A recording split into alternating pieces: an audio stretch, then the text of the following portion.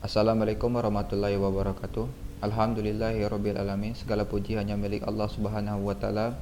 Salawat dan salam semoga terus tercurahkan kepada baginda besar Nabi Muhammad sallallahu alaihi wasallam, kepada keluarga beliau, sahabat beliau serta para pengikut beliau sampai yaumil akhir nanti. Perkenalkan, nama saya Pringki Mahendra dari Prodi PGSD Universitas Bengkulu. Di sini saya akan mempresentasikan atau menjelaskan tentang struktur dan fungsi tubuh hewan. Adapun hal-hal yang akan saya jelaskan, yang pertama ada sistem gerak, ada rangka, otot dan alat gerak. Yang kedua ada sistem saraf, ada difusi dan tangga tali. Yang ketiga ada sistem pencernaan, ada kulit, satu saluran dan dua saluran. Yang keempat ada sistem pernapasan, ada sel, kulit, insang, trakea dan paru-paru. Yang kelima ada sirkulasi, ada berpembuluh dan tidak berpembuluh. Yang keenam ada sistem ekskresi, sel api, sekujur tubuh, pembuluh malpighi dan ginjal. Yang pertama ada sistem rangka pada hewan. Sistem internal. Rangka internal ini merupakan sistem rangka yang susunannya berada di dalam tubuh. Contohnya ada pada tubuh kelinci. Yang kedua ada eksternal. Rangka eksternal ini merupakan sistem rangka yang susunannya berada di luar tubuh. Contohnya ada pada tubuh kepiting. Yang ketiga ada campuran. Rangka campuran merupakan sistem rangka yang susunannya berada di luar dan di dalam tubuh. Contohnya ada pada tubuh kura-kura. Selanjutnya sistem otot pada hewan. Yang pertama ada otot polos. Otot polos merupakan otot yang lambat menerima rangsangan namun tahan terhadap kelelahan. Adapun ciri-ciri dari otot polos ini, yang pertama berbentuk sel memanjang dengan ujung meruncing. Dua, berinti satu di tengah. Tiga, miofibril tidak berwarna. Empat, merupakan otot tak sadar, dipengaruhi saraf otonom. Yang kelima, reaksi terhadap rangsang lambat. Adapun fungsi dari otot polos ini, yang pertama melangsungkan gerak di luar kehendak, contohnya gerak zat atau makanan pada saluran pencernaan. Yang kedua, mengontrol diameter pembuluh darah dan biji mata. Yang kedua selanjutnya ada otot lurik. Otot lurik merupakan otot yang melekat pada kerangka bagian tubuh yang berupa daging. Ciri-ciri dari otot lurik ini, yang pertama bentuk sel silindris relatif panjang. Dua, berinti banyak terletak di tepi sel. Tiga, serabut miofibril berwarna gelap dan terang. Keempat, bekerja di bawah kehendak, dipengaruhi saraf pusat. Yang kelima, reaksi terhadap rangsang cepat. Yang keenam, mudah lelah. Dan fungsi dari otot lurik ini, yang pertama sebagai alat gerak aktif. Yang kedua berkonsentrasi secara cepat dan kuat untuk menggerakkan tubuh dan tulang. Selanjutnya otot jantung. Otot jantung merupakan sistem otot yang mempunyai pengikat di setiap cabangnya yang disebut diskus intercalaris. Adapun ciri-ciri dari otot jantung ini, yang pertama bentuk sel silindris relatif panjang. Dua, susunan seperti otot lurik. Ketiga, berinti satu atau dua di tengah. Yang keempat, bekerja tidak di bawah kehendak, dipengaruhi oleh saraf otonom. Yang kelima, konsentrasi secara otomatis teratur, tidak pernah lelah. Yang keenam, refleks terhadap rangsang lambat. Fungsi dari otot jantung ini untuk menyebabkan jantung menguncup dan mengembang sehingga darah terpompa. Jadi fungsinya itu untuk memompa darah. Selanjutnya alat gerak pada hewan. Yang pertama alat gerak pada ikan itu adalah sirip. Sirip merupakan alat gerak yang digunakan untuk berenang di dalam air. Bentuk tubuh ikan ini juga mempengaruhi kemampuan ikan untuk bergerak. Hal ini dikarenakan ikan memiliki bentuk tubuh yang aerodinamis untuk mengurangi hambatan ketika bergerak di air, sehingga ikan mudah bergerak di dalam air. Tubuh ikan dilengkapi dengan otot dan tulang belakang yang fleksibel untuk mendorong ekor dan sirip ikan di dalam air, di mana sirip samping dan sirip ekor yang lebar bisa berfungsi membantu mendorong gerak ikan ke depan sehingga ikan akan bergerak lebih cepat. Yang kedua ada kaki. Kaki ini merupakan alat gerak yang digunakan untuk berjalan di daratan. Contohnya ada pada hewan mamalia. Setiap hewan yang hidup di darat ini memiliki struktur tulang dan otot yang berbeda-beda, seperti bentuk kaki kijang yang ramping dan yang membantunya untuk berlari lebih cepat dibandingkan hewan lainnya. Hal ini mengindikasikan bahwa perbedaan massa tubuh, struktur tubuh, serta kekuatan otot menyebabkan kecepatan pergerakan yang berbeda dari masing-masing hewan tersebut. Yang ketiga ada burung. Burung ini alat geraknya yaitu sayap. Sayap ini merupakan alat gerak yang digunakan untuk terbang. Ketika burung terbang, udara akan mengalir di bagian atas dan bawah burung. Saat mengepakkan sayapnya, udara di bagian atas tubuh burung akan mengalir ke bawah sehingga akan terbentuk gaya yang mendorong tubuh burung ke bagian atas. Dengan begitu, burung dapat bertahan di udara. Sayap burung tersusun dari benuk kerangka yang kuat dan ringan. Selain itu, burung juga diperkuat oleh tulang, dada dan struktur otot yang solid dan padat, berguna untuk menahan terpaan angin kencang pada waktu burung sedang terbang. Konstruksi tulang sayap yang kuat dan ringan memberikan dorongan gaya angkat yang cukup besar ketika burung hendak terbang. Selanjutnya ada alat gerak pada amfibi, contohnya itu ada pada katak ya. Selaput renang nama alat geraknya itu. Selaput renang ini merupakan alat gerak yang digunakan untuk berenang di permukaan air. Konstruksi tulang katak terdiri dari tulang badan, tulang anggota gerak, dan tulang tengkorak atau kepala. Katak ini termasuk ke jenis hewan amfibi. Amfibi ini memiliki sendi baik itu di bahu, siku, tangan, lutut, pinggul, pergelangan kaki, dan sendi ini memudahkan hewan amfibi seperti katak untuk melompat. Selanjutnya ada reptil, contohnya ular. Ular ini bergerak menggunakan tubuh. Tubuh ular merupakan alat gerak yang digunakan untuk bergerak di darat dan di air. Namun ada jenis ular yang biasa dikenal karena berjalan di udara walaupun faktanya dia jatuh.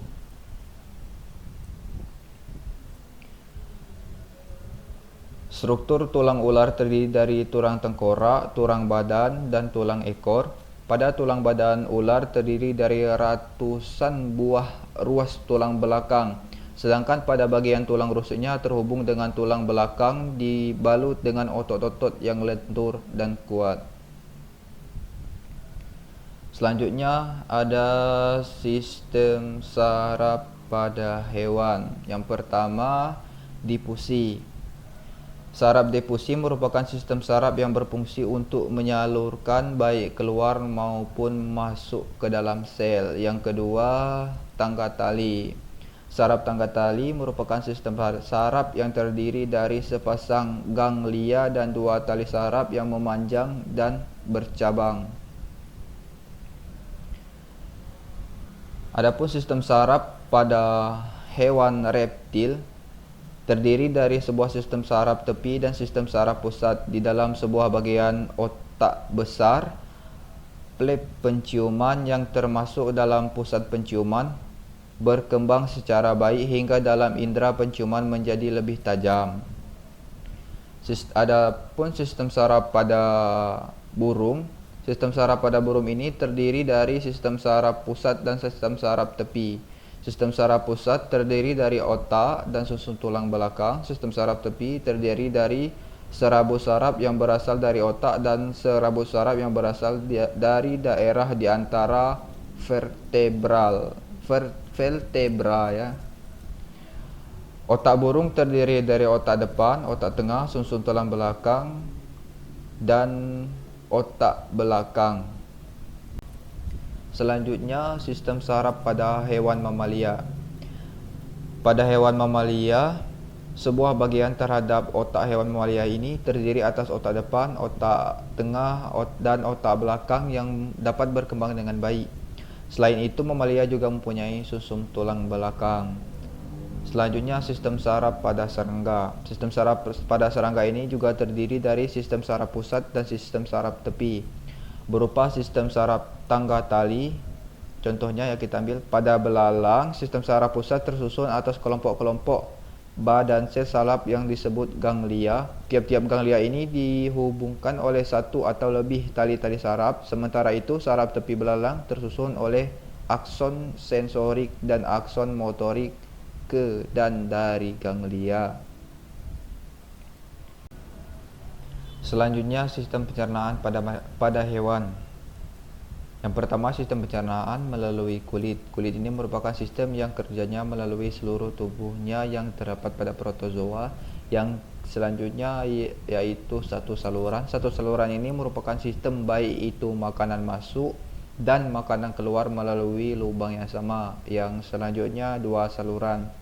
Dua saluran ini merupakan sistem yang pencernaannya melewati lubang yang berbeda untuk laju makanannya. Contohnya ada pada cacing. Adapun sistem pencernaan pada ikan, saluran pencernaan ikan ini dimulai dari rongga mulut yang di dalamnya terdapat gigi-gigi kecil yang berbentuk kerucut pada geraham bawah dan lidah pada dasar mulut yang tidak dapat digerakkan dan banyak menghasilkan lendir tetapi tidak menghasilkan ludah. Dari rongga mulut, makanan masuk ke dalam esofagus melalui paring yang terdapat di daerah sekitar insang. Dari kerongkongan, makanan didorong masuk ke lambung sehingga lambung menjadi besar. Antara lambung dan usus tidak jelas batasnya. Pada beberapa jenis ikan terdapat tonjolan buntu yang berfungsi untuk memperluas bidang. Penyerapan makanan dari lambung, makanan masuk ke dalam usus yang berbentuk pipa panjang, berkelok-kelok dan sama besarnya bermuara pada anus. Kelenjar pencernaannya berupa hati dan pankreas. Hati merupakan kelenjar yang berukuran cukup besar, berwarna merah kecoklatan, terletak di bagian depan rongga badan dan mengelilingi usus. Bentuknya tidak tetap dan terbagi atas lobus kanan dan lobus kiri, serta bagian yang menuju ke arah punggung. Fungsi hati adalah menghasilkan empedu yang disimpan dalam kantung empedu untuk membantu proses pencernaan lemak. Kantung empedu berbentuk bulat berwarna kehijauan, terletak di sebelah kanan hati dan salurannya bermuara pada lambung. Kantung empedu ini berfungsi untuk menyimpan empedu dan menyalurkan cairan empedu ke usus bila diperlukan. Pankreas berukuran mikroskopik sehingga sukar untuk dikenali. Pankreas ini berfungsi untuk menghasilkan enzim-enzim pencernaan dan hormon insulin. Selanjutnya ada sistem pencernaan pada burung. Pencernaan burung ini dimulai dari mulut sama dengan hewan-hewan sebelumnya. Tapi yang membedakan kalau pada mamalia itu memiliki bibir dan gigi, sedangkan pada burung ini dinamakan paru. Paru burung ini bentuk, ukuran dan panjangnya itu disesuaikan dengan makanan yang dimakan oleh burung itu sendiri. Misalkan pada burung pipit memiliki paru kerucut pendek, sedangkan burung pemangsa seperti elang memiliki paru bengkok yang kuat. Paru pada elang ini digunakan untuk merobek daging. Setelah meninggalkan mulut, makanan melewati kerongkongan. Dalam perjalanan ke perut, burung memiliki dua bagian perut, bagian kelenjar yang dikenal sebagai proventriculus dan otot yang dikenal sebagai lambung otot. Asam klorida, lendir dan enzim pencernaan, pepsin disekresi oleh sel-sel usus dalam proventriculus dan melalui proses mogok struktur bahan makanan. Makanan kemudian melewati bagian yang kedua dari perut, yaitu lambung otot. Rampela tersebut melakukan fungsi yang sama seperti gigi mamalia, grinding dan pembongkaran makanan sehingga memudahkan enzim pencernaan untuk memecah makanan. Dalam kebanyakan burung, rampela mengandung butiran pasir atau batu-batu kecil untuk membantu proses penggilingan. Selanjutnya, usus kecil adalah di mana makanan dicerna dan diserap. Usus kecil bervariasi panjang dan struktur tergantung pada spesies burung. Burung karnivora cenderung memiliki lebih pendek usus kecil, kurang kompleks. Burung herbivora memiliki panjang, lebih berkembang usus kecilnya. Enzim diproduksi di pankreas, memecah protein dan lemak di usus kecil. Nutrisi tersebut kemudian diserap melalui membran usus dan ke dalam aliran darah. Selanjutnya, sistem pencernaan pada reptil. Sistem pencernaan makanan pada reptil meliputi saluran pencernaan dan kelenjar pencernaan. Reptil umumnya adalah hewan karnivora atau pemakan daging. Secara berturut-turut, saluran pencernaan pada reptil itu meliputi yang pertama itu ada rongga mulut. Bagian rongga mulut disokong oleh rahang atas dan rahang bawah, masing-masing memiliki deretan gigi yang berbentuk kerucut. Gigi menempel pada gusi dan sedikit melengkung ke arah rongga mulut. Yang kedua ada esofagus atau kerongkongan. Yang ketiga ada ventriculus atau lambung. Yang keempat ada intestinum. Intestinum ini terdiri atas usus halus dan usus tebal yang bermuara pada anus. Kelenjar pencernaan pada reptil meliputi hati, kantung empedu, dan pankreas. Hati pada reptil memiliki dua lobus. Kantung empedu terletak pada tepi sebelah kanan hati. Pankreas berada di antara lambung dan duodenum, berbentuk pipih kekuning-kuningan. Selanjutnya, sistem pencernaan pada mamalia. Sistem pencernaan pada mamalia atau hewan-hewan herbivora, pemakan rumput seperti domba, sapi, kerbau, serta berbagai hewan memamah biak lainnya. Sistem pencernaan makanan pada hewan ini lebih panjang dan kompleks. Makanan hewan ini banyak mengandung selulosa yang sulit dicerna oleh hewan pada umumnya, sehingga sistem pencernaannya berbeda dengan sistem pencernaan hewan lainnya. Selanjutnya, sistem pernapasan pada hewan. Yang pertama, sel oksigen berdifusi masuk ke dalam sel, lalu karbon dioksida berdifusi keluar dari sel. Selanjutnya, sistem pernapasan melalui kulit. Oksigen masuk melalui kulit dan karbon dioksida keluar melalui kulit. Contohnya ada pada hewan cacing. Selanjutnya, melalui insang. Oksigen yang terkandung dalam air akan diproses oleh insang yang terbagi menjadi dua pembuluh darah. Insang ini sistem pernapasan yang hanya dimiliki oleh ikan. Selanjutnya, sistem pernapasan pada serangga, yaitu melalui trakea. Udara masuk melalui trakea lalu tersimpan dalam kantong udara. Selanjutnya, sistem pernapasan paru-paru. Sistem pernapasan paru-paru ini ada pada mamalia, contohnya itu ada pada kuda. Udara masuk melalui hidung menuju paru-paru. Pada paru-paru terdapat pembuluh darah, arteri, dan vena. Paru-paru bercabang tersebut berkiolus yang di ujungnya terdapat alveoli. Selanjutnya, sistem sirkulasi pada hewan. Yang pertama, berpembuluh terbuka. Berpembuluh terbuka, sirkulasi dimulai dari jantung menuju sinus, lalu masuk ke jaringan tubuh, setelah itu kembali lagi ke jantung. Ini contohnya ada gambar hewan siput atau keong ya. Selanjutnya, tidak berpembuluh. Sirkulasi ini melalui pori-pori tubuh.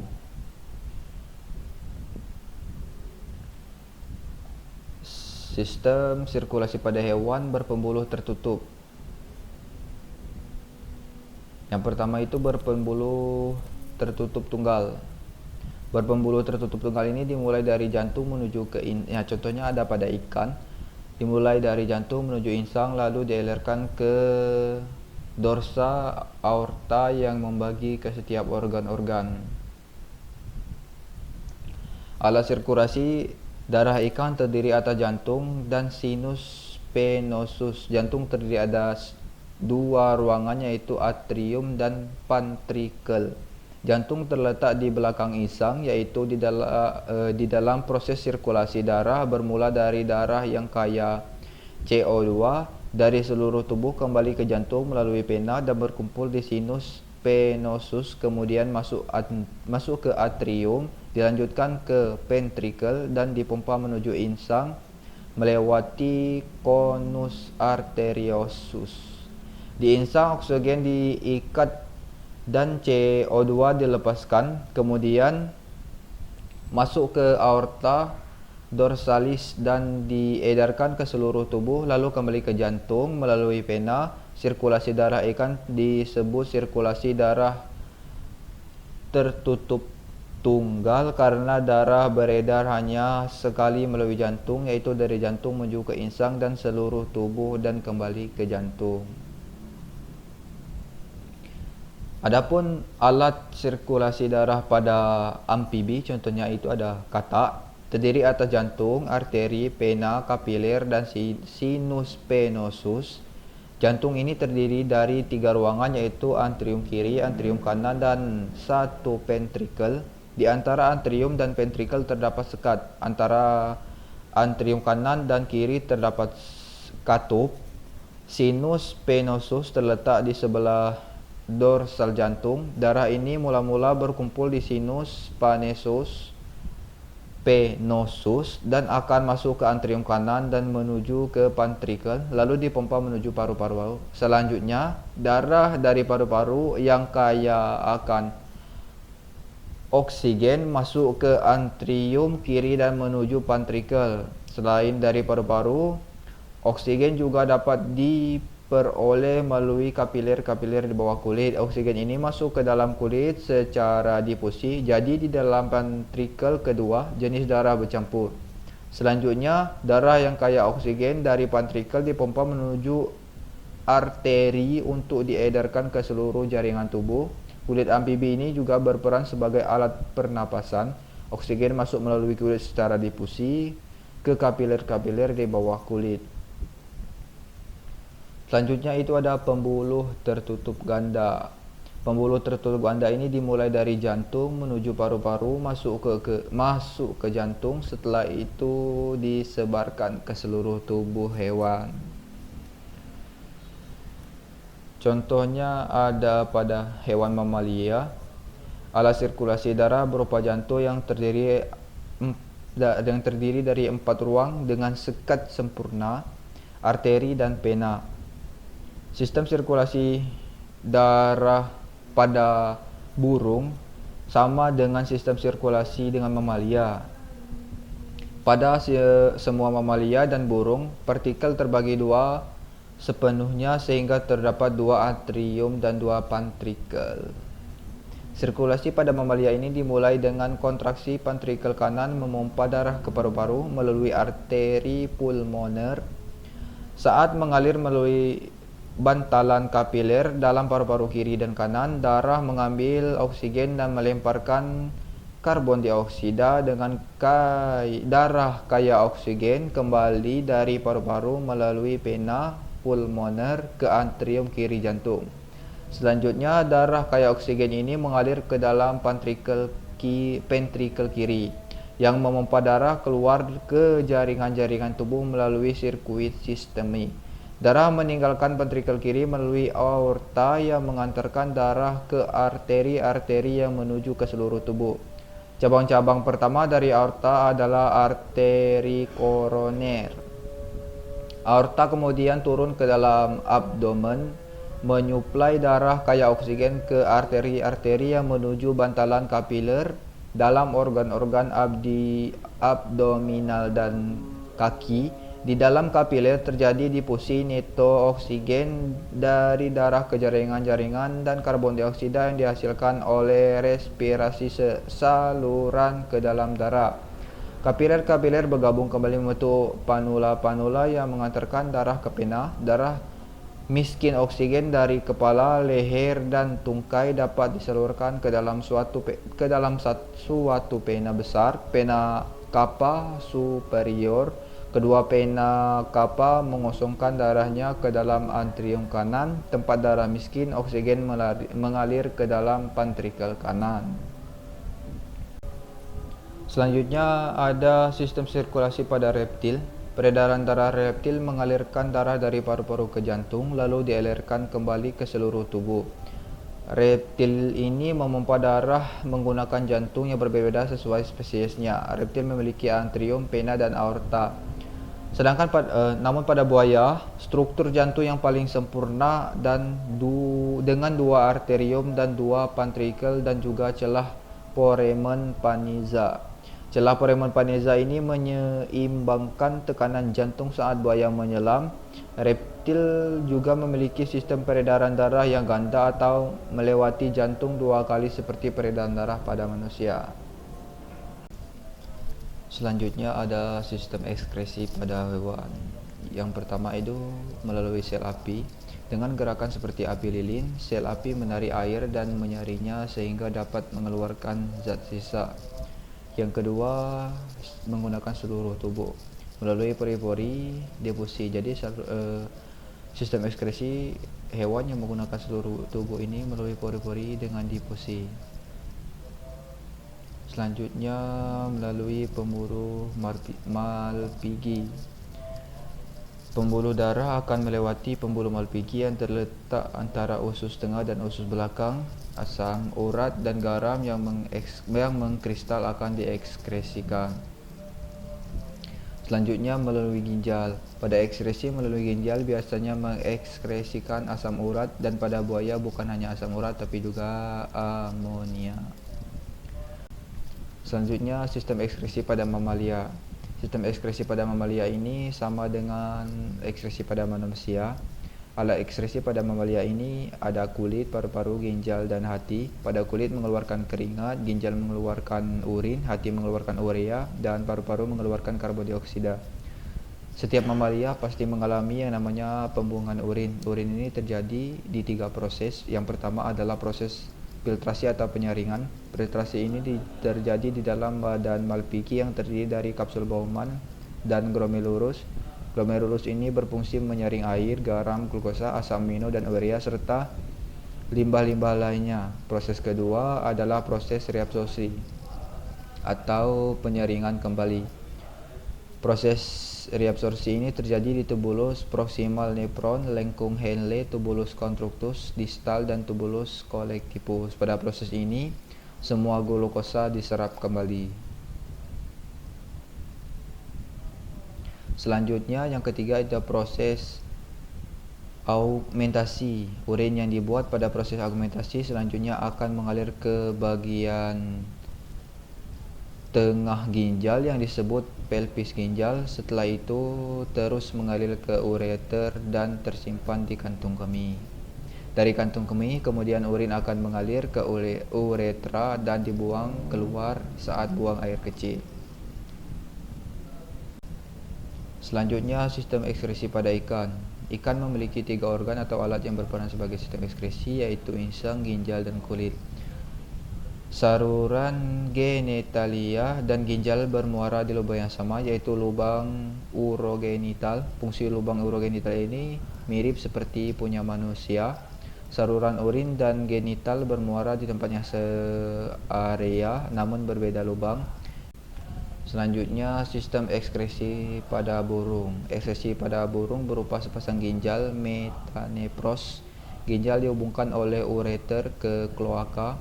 Karena burung tidak memiliki vesika urinaria, burung memiliki jumlah tabung ginjal yang lebih banyak daripada mamalia karena kecepatan metabolisme burung sangat tinggi.